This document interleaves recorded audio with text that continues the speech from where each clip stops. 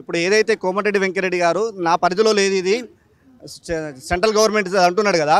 ఇప్పుడు బాధితుల పక్షాన నీకు ఓట్లేసి గెలిపించారు, ఇక్కడ నువ్వు మంత్రి అయినావు, నువ్వు అప్పుడు వీళ్ళ పక్షాన నిలబడి ఫైట్ చేయండి, భారతీయ జనతా పార్టీ మీద నువ్వు కొట్లాడు.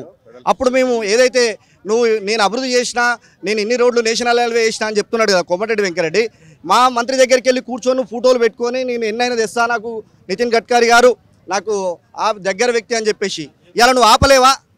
ఇలా ఆప్షన్ 1, ఆప్షన్ 1, ఆప్షన్ 2, ఆప్షన్ 3 3 అలైన్మెంట్లు అయినప్పుడు ఆప్షన్ 1 మంచి అవకాశం ఉన్నాక ఇది దురుద్దేశం కాదా? ఒక్కసారి ఆలోచన చేయాల్సిన అవసరం. మీ ముందే ఆప్షన్ పెడతారండి ఆయన. ఆప్షన్ 1కి నేను ఓకే, మీరు వాళ్ళను అందరిని ఒప్పిస్తారా, ఇట్లాంటి ధర్నాలు కాకుండా చూస్తారా అని మీకు ఆప్షన్ మీ ముందు పెడతారు, మీరు ఒప్పించగలరు? ఖచ్చితంగా అక్కడ రైతులందరూ కూడా స్వాగతిస్తూ ఉన్నారు.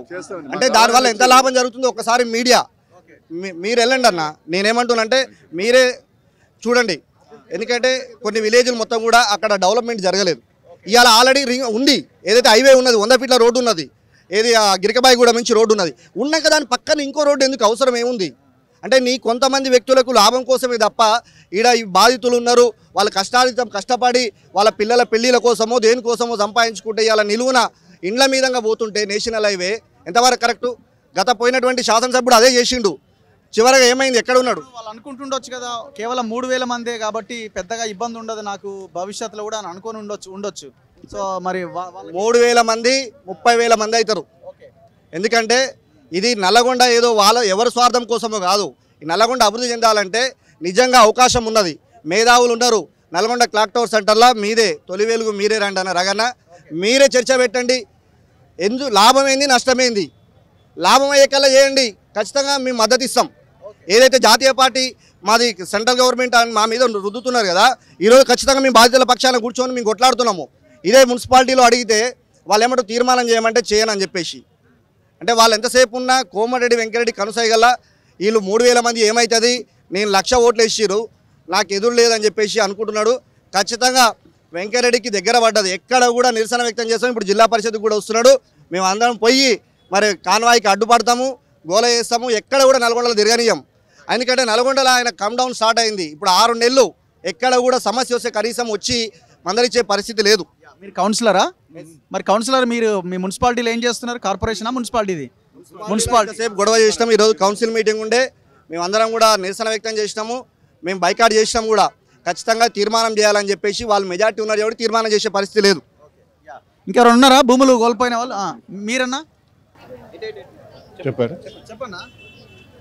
గోలిమోసరెడ్డి BJP Kisan Morcha national leader, Malkajgiri parliament ఇచ్చారు, మల్కాజ్గిరి పార్లమెంట్ ఇచ్చారు, నల్గొండ 3 సార్లు జిల్లా ప్రెసిడెంట్ చేసిన, కిసాన్ మోర్చా స్టేట్ ప్రెసిడెంట్ 2-3 సార్లు చేసిన, ఇప్పుడు కేరళ ఇన్ఛార్జి.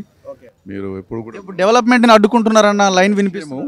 అది ఏదైనా రాష్ట్ర ప్రభుత్వాలు ఆయా రాష్ట్ర ప్రభుత్వాలకు సంబంధించినట్టు శాఖలు ఎంపీ కానీ అక్కడ సంబంధించిన ప్రభుత్వం కానీ ప్రభుత్వాలు పూర్తిగా కూడా ఒక రిపోర్ట్ తయారు చేసి డీటెయిల్ రిపోర్ట్ పంపి ఆ యొక్క మంత్రిత్వ శాఖకు పంపిస్తుంటారు. అది ఫెడరల్ సిస్టంలో.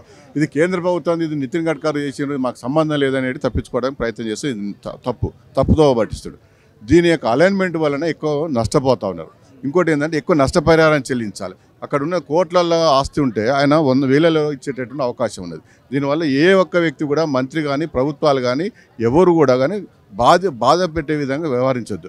తక్కువ నష్టం జరిగే విధాన్ని సూచించుకోవాలి. ఇప్పుడు నెంబర్ 1 ప్రాసెస్ మొత్తం కూడా ఈరోజు అక్కడ ఉన్నటువంటి వాళ్ళు కోరుతున్నారు ఈ విధంగా బాట ఏమని.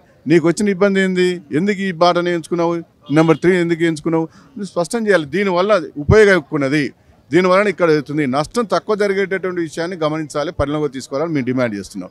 ఇక్కడ ఉన్నటువంటి పద్ధతిలో 3,000 కుటుంబాలు కోట్ల ఆస్తి ఇప్పుడు నష్టం జరుగుతూ ఉన్నది.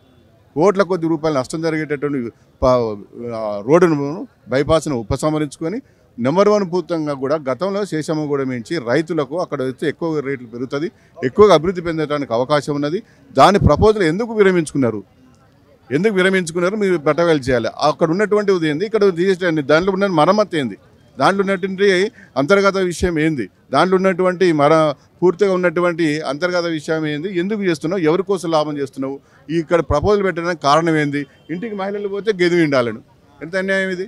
ఓట్లు వేసినటువంటి వాళ్ళు చూద్దాం ఎట్లా రెస్పాండ్ అవుతాడు వెంకటరెడ్డి అనేది. వీళ్ళంతా ఆయన అడ్డుకోవడానికి బయలుదేరుతా ఉన్నారు. సో కోమటిరెడ్డి వెంకటరెడ్డి గారు 3,000 మందిని 3,000 కుటుంబాలని ఖచ్చితంగా మీరు అడ్రస్ చేయాల్సిన 3,000 మంది ఎన్ని ఇండ్లు ఉంటాయి? దగ్గర యా మొత్తం 193 ఇండ్లు అంటున్నారు, ఇంకా ప్లాట్స్ ఉన్నాయి. సో ఇట్లా వీళ్ళంతా రోడ్డు ఎక్కే పరిస్థితి ఉన్నది. సరే మీరు ఓటు బ్యాంకు రాజకీయాల విషయాలు మాట్లాడితే కేవలం 3000 మందే కదా అని అనుకోవచ్చు. బట్ ఏదైనా అందరినీ కూర్చోబెట్టి మాట్లాడాలి. రోడ్డు భూమి సేకరించేటప్పుడు 2013 భూసేకరణ చట్టం ఉంది, ప్రజాభిప్రాయ సేకరణ చేపట్టాలి, వాళ్ళకు నోటీసులు ఇవ్వాలి, ఇదంతా జరిగిన తర్వాత చేయాలి. కానీ ఎలక్షన్స్ ముందు వాళ్ళకి అసలు కనీసం ఇన్ఫర్మేషన్ లేదు. ఎలక్షన్స్ అయిపోగానే రాళ్ళు నాటితే ఎట్లా? లాస్ట్ 10 years మనం ఇదే కొట్లాడినా, మీరు కూడా ఇదే క్లాక్ టవర్లో ఎన్నో పోరాటాలు నిరసనల్లో మీరు పాల్గొని ఉంటారు. మరి అధికారంలోకి వచ్చిన తర్వాత మీ వైఖరిలో ఎందుకు మార్పు వచ్చింది? మహిళలు కలవడానికి వచ్చినప్పుడు వాళ్ళని ఎందుకు బయటికి పంపించేసారు? మీరు నల్లద్దాలు పెట్టుకొని కారుకు నల్లద్దాలే ఉండి కారు డోరు తీయకుండా ఎందుకు వాళ్ళని అక్కడే నిలిపేసి బయటికి పంపించారు? ఇంటికి వచ్చిన మహిళలని సెక్రటేరియట్ దాకా ఎందుకు పిలిపించినట్టు? అక్కడే మాట్లాడి పంపించవచ్చు కదా.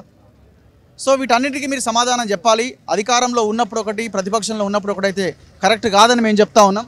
381, 382, 607 ఈ సర్వే నెంబర్లు ఎవరు ఒక్కసారి మీరు వెరిఫై చేయండి. చెప్పండి, మీరు చెప్పండి. అరే మీరు పేర్లు చెప్పండి. బినామీగా సర్వే నెంబర్లు ఎక్కడెక్కడ నెంబర్తో సహా చెప్తున్నా. 81, 82, 607 ఆ సర్వే నెంబర్ల గుండెనే పోతుంది. సర్వే నెంబర్ల పక్క నుంచి ముందు నుంచి పోతుంది. ఎవరు వాళ్ళకి న్యాయం వాళ్ళకి లాభం జరిగే విధంగా, అంటే ఎవరైతే వెంకరెడ్డి ప్రధాన ఎంత ఎకరాలు ఉన్నాయి ఉంటది, 10 ఎకరాలు సర్వే నెంబర్లు ఉంటుంది, 10 ఉంటుంది, 15 ఎకరాలు ఉంటుంది. అంటే మేము కొన్ని మాత్రమే చెప్పగలుగుతున్నాము. అందరు కూడా అలా అనుచరులు అక్కడ ముందే డిసైడ్ అయ్యి. సర్వే నెంబర్ 381, 382, 607 మీ అనుచరుల భూములు ఉన్నాయని అంటున్నారు. మరి ఒకవేళ అదే నిజమైతే ఇంతకంటే దుర్మార్గం ఇంకొకటి ఉండదు. ఇంకెవరైనా ఉన్నారా అమ్మ? మాట్లాడతారా? ఒక్క నిమిషం. ఒక్క లైన్లో చెప్పాలంటే వారు ఏం చేస్తూ ఉన్నారంటే వ్యవసాయ భూముల నుంచి ఈ యొక్క అలైన్మెంట్ని తీస్తలేరు.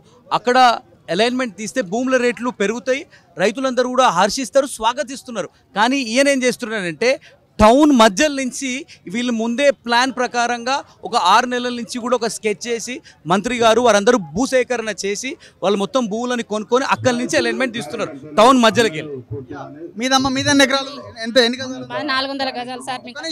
పెద్ద మనిషి కష్టపడి కొనుక్కున్నాం సార్. 20 ఏళ్ళు కష్టం చేసి 20 ఏళ్ళ తర్వాత మేము ప్లాట్ కొనుక్కొని ఇల్లు కట్టుకున్నాం సార్. ఈ మధ్యనే మా ఇల్లు పోతుందంటే మాకు చాలా బాధ అనిపిస్తుంది సార్. మేము చిన్న పిల్లలు సార్, మాకు ఏ ఆధారం లేదు సార్. ఇల్లు తప్ప మాకు ఏది లేదు. అది పోతే మాత్రం మేము రోడ్డున పడాల్సిందే. మేము మాకు పిల్లలు పెళ్లి కూలి పనే సార్. మేము కూలి పనే చేసాం. 20 ఏళ్ళ కింద కొన్నాం సార్. 20 ఏళ్ళ కింద కొని ఈ మధ్యలోనే కట్టుకున్నాం సార్. మాది ఇల్లు సార్. ఎన్ని గజాలు ఇల్లు? 200 ఉంటది. ఇల్లు పోతుంది. నా కొడుకు వ్యవసాయం చేస్తాడే, ఏం లేదు. ఇక మరి ఇల్లు పోతుంది. మాది ఇక్కడనే సార్. కుల చేసుకుంటాం. మా అమ్మాయికి వరకట్నకి ఇచ్చిన ఎకరం భూమి 30 ఏళ్ళ కింద కట్నం కింద ఇచ్చిన సార్. ఇప్పుడు ఏమన్నా మా అల్లుడు మా బిడ్డలు మా ఇంటికి వచ్చేస్తారు సార్. మరి మా పరిస్థితి ఏందో. భూమి అసలు కొంచెం కూడా మిగలట్లేదు. 2 ఎకరాలలో 2 బిడ్డలు ఇంటికి చేరారు. అదే సార్ మా పరిస్థితి. మేము ఏం చేయాలి అర్థం కావట్లేదు మాకు. అంతేనండి, ఎకరం పొలం ఉంది మాకు కూడా. మా అమ్మ ఇచ్చింది, పసుపు కుంకాలం కిందికే ఇచ్చినారు. ఇప్పుడు మా సార్ ఇంటికి వెళ్ళగొట్టారు. మా అమ్మోళ్ళ ఇంటి దగ్గరే ఉంటున్నా నేను. మేము షాప్ మాది, పిల్లల్ని అక్కడే వదిలేసి వచ్చిన నేను. ప్రస్తుతం మా అమ్మ దగ్గరే ఉంటున్నా నేను. 200 గజాలు సార్. 200 బైపాస్ లా నేను మా సార్ ఉండగా కొనుక్కున్నాము. పని చేసుకుని అది ఇప్పుడు పోతుంది. సార్ మాది కొత్త ఇల్లు. ఎప్పుడు కట్టిరమ్మా? మొన్ననే 2 సంవత్సరాలు అవుతుంది. సెటర్ మడిగా మాది ఇస్త్రీ చేస్తాం మేము. సెటర్ మడిగా కట్టుకున్నాం. సెటర్ కట్టి 10 లక్షలు పెట్టి కట్టినాం ఇల్లు. 2 ఏళ్ళు కూడా అట్లా కట్టి అలాకెళ్ళే పోతుంది సార్. మాది అలాకెళ్ళే పోతుంది. మరి ఏం చేస్తాడో ఏమో, న్యాయం చేయాలి మరి మీరే. ఎవరికే చేసినావు మొన్న ఓటు? ఓటు కాదు సార్, మాకు న్యాయం చేస్తాను గెలిపించిన. మరి ఇట్లా చేసినా మాకు గెలుతుంది కదా సార్. మరి మమ్మల్ని అన్యాయం చేసిండే. మరి ఇల్లు కట్టుకున్నాం. అన్న చిన్న పిల్లలు మాకు. మేము ఐరన్ చేస్తామని ముందు సెటర్ మడి వేసుకొని ఇంకా ఇల్లు కట్టుకున్నాం సార్. మరి 2 ఏళ్ళు కూడా ఇల్లు కట్టి కొత్త ఇల్లు మాది. సో ఇది వీళ్ళ బాధ. అసలు ఫస్ట్ చేయాల్సింది ఏంటంటే వెంకటరెడ్డి గారు వీళ్ళందరినీ పిలిపించి ఫస్ట్ మీరు ఒక ఫంక్షన్ హాల్ బుక్ చేస్తారా, ఏదో మీ ఇంటికే పిలిపిస్తారా, అందరినీ కూర్చోబెట్టి పిలిచి మాట్లాడాలి. ఇది కనీసమైన బాధ్యత. సో అది చేసిన తర్వాత వాళ్ళ అభిప్రాయాలు ఏంటి, వాళ్ళదన్నీ తీసుకున్న తర్వాత డిస్కషన్ పెట్టండి, ప్రజల అభిప్రాయం తీసుకోండి. అప్పుడు ఒక అడుగు ముందుకేసే ప్రయత్నం చేయండి. ఒకవేళ వీళ్ళని నచ్చజెప్పే ప్రయత్నం చేయగలని మీరు అనుకుంటే నచ్చజెప్పండి. అది శాత కాదు, ఇది శాత కాదు, నేను వీళ్ళని బుల్డోజ్ చేస్తా అంటే ఎట్లా అవుతుంది? సో ఇట్లాంటి ఫైట్ ఇంకా పెద్ద ఎత్తున జరుగుతుంది. సో దయచేసి మీరు మంత్రిగా ఉన్నారు, గత 10 సంవత్సరాలుగా మీరే అంటారు తెలంగాణ ఉద్యమం కోసం నేను మన రాష్ట్ర మంత్రి పదవికి రాజీనామా చేసిన అంటారు. మరి ఇప్పుడు ఈ పదవి ఇవన్నీ ఎందుకు? వీళ్ళని ఆదుకునే ప్రయత్నం చేయండి. అసలు ఈ నల్గొండకి ఇప్పటికిప్పుడు బైపాసులు పడి ఔటర్ రింగ్ రోడ్లు పడి అంత అవసరం ఉన్నదా? అంత ట్రాఫిక్ ఉన్నదా? ఈ ప్రజల భూములు ప్రజల ఇండ్లు పోయేటువంటి అసలు ఇండ్లు పోతున్నాయి కదా, వాళ్ళకి ఏమైనా అసెట్ ఉండి అసెట్లో కొంత భాగం పోయినా సరే అనుకోవచ్చు. బతకడానికి ఉన్న ఇల్లే పోయినప్పుడు ఇంకా వాళ్ళకి ఆధారం ఎక్కడిది? సో దయచేసి మంత్రి ఇమీడియట్గా రెస్పాండ్ అవ్వాలి. ఖచ్చితంగా ఇందులో అసలు ఆ సర్వే నెంబర్లు ఏంటి, ఆ సర్వే నెంబర్లలో ఎవరెవరి భూములు ఉన్నాయి వీటన్నిటిని మేము కూడా ఫాలో అప్ చేస్తాం. సో దాంట్లో ఉన్న విషయాన్ని కూడా బయటికి తీసుకొచ్చే ప్రయత్నం చేస్తాం. కెమెరామెన్ పాషాతో రఘు, మన తొలి వెలుగు.